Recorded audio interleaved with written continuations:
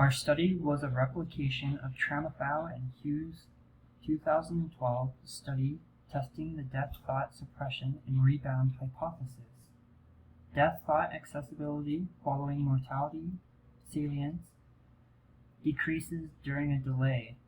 The purpose of their study was to investigate a component of the popular terror management theory proposed by Grunberg, Sinski, and Solomons in 1986.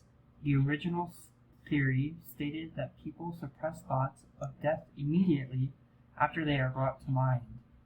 These thoughts become more available after a brief delay. Tramithow and Hughes wanted to investigate if this was what really happened, so they designed several experiments to explore this concept. Replicated the third experiment, which used word generation tasks to test this.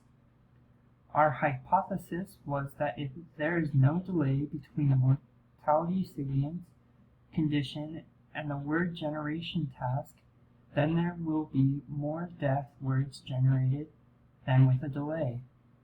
We obtained participants through an online email.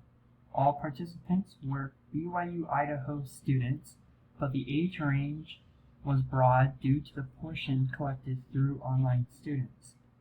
Participants were assigned to several conditions where they either experienced prompts bringing dental pain to mind or their own mortality.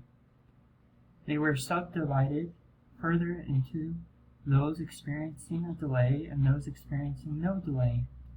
The delay consisted of an article about convenience hotels, which they then answered questions about.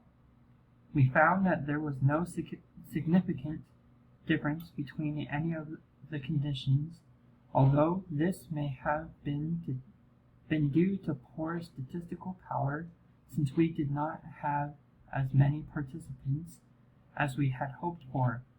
In this way, we were unable to find the same results as Tramithow and Hughes, but further research may. We would suggest doing the same tests with more participants.